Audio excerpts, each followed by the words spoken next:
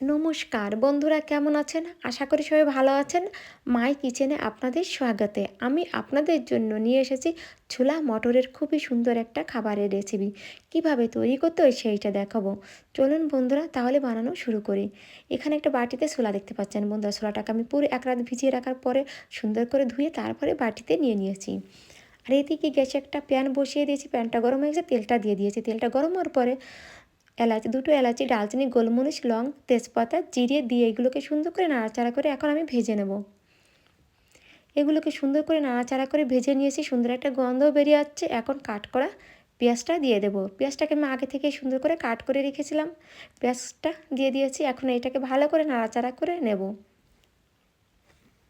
পেঁয়াজটাকে সুন্দর করে নাড়াচাড়া করে নিয়েছি। নাড়াচাড়া করা হয়ে গেছে। এখন এর ভিতরে আমি আদা আর রসুনটাকে আমি একসঙ্গে বেটে নিয়েছি। বন্ধুরা, আমি সম্পূর্ণ বাটা মশলা দিয়েই রান্না করব। আদা রসুন বাটাতে দিয়ে দিয়েছি কাঁচা লঙ্কা বাটা 1 চামচ, ধনে বাটা 1 চামচ, জিরে বাটা 1 চামচ, পুরো 1 চামচ করে আমি নিয়েছি। মশলাটা দেওয়া হয়ে গেছে। সুন্দর করে এটাকে মিশিয়ে নেব। সুন্দর করে মশলাটার সঙ্গে মিশিয়ে এটাকে নাড়াচাড়া করে 1 মিনিটের মতন আমি ভেজে নিয়েছি। এখন এর ভিতরে আমি লবণ দিয়ে দেবো। লবণটা অবশ্যই স্বাদ অনুযায়ী দেবেন। এখানে আমি 1 চামচ লবণ নিয়েছি। লবণটা স্বাদ অনুযায়ী দেবেন।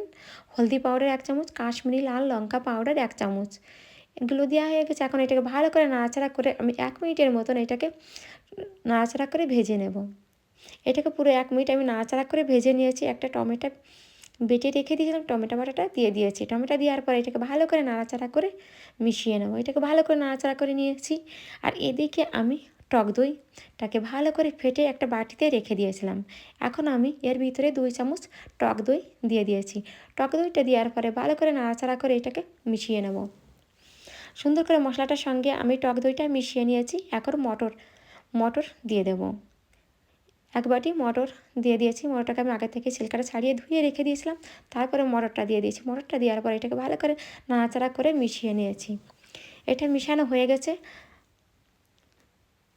এখন আমি ছোলাটা দিয়ে দেব। ছোলাটা দেওয়ার পরে এটাকে মশলার সঙ্গে ভালো করে নাড়াচাড়া করে কষিয়ে নেব। সুন্দর করে এটাকে আমি 2 মিনিটের মতো লো ফ্লেমে কষিয়ে নেব। এটাকে সুন্দর করে কষিয়ে নিয়েছি। কষানো হয়ে গেছে। দেখুন বন্ধুরা, দেখতে কতটা সুন্দর লাগছে না? এখন এর ভিতরে জল দিয়ে দেব।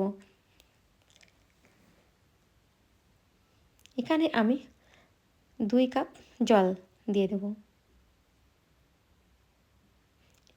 মটরটার ভিতরে আমি 2 কাপ জল দিয়ে এখন এটাকে ঢাকা দিয়ে আমি লো ফ্লেমে 5 মিনিটের জন্য রেখে দিয়েছিলাম। দেখুন বন্ধুরা, 5 মিনিট বাদ কতটা সুন্দর হয়েছে। রেসিপিটি পছন্দ হয় লাইক, কমেন্ট, শেয়ার ও সাবস্ক্রাইবার করে দেবেন। আমার রান্নাটা হয়ে গেছে। এখন এর ভিতরে আধা চামচ চিনি আর গরম মশলা পাউডার দিয়ে নাড়াচাড়া করে আমি নামিয়ে আপনাদেরকে দেখাচ্ছি। বন্ধুরা, কতটা সুন্দর হয়েছে আমাকে অবশ্যই কমেন্ট করে জানাবেন আমার রান্নাটা কেমন হয়েছে। একটা বাটি নিয়েছি, বাটিতে নামিয়ে দেখাচ্ছি কতটা সুন্দর হয়েছে। বন্ধুরা, এগুলো এমনিও খেতে পারেন আর রুটির সঙ্গেও খেতে পারেন, অসাধারণ হয়। আমার ভিডিওটা এই পর্যন্তই। পছন্দ হলে আমাকে ফলো করে পাশে রাখবেন।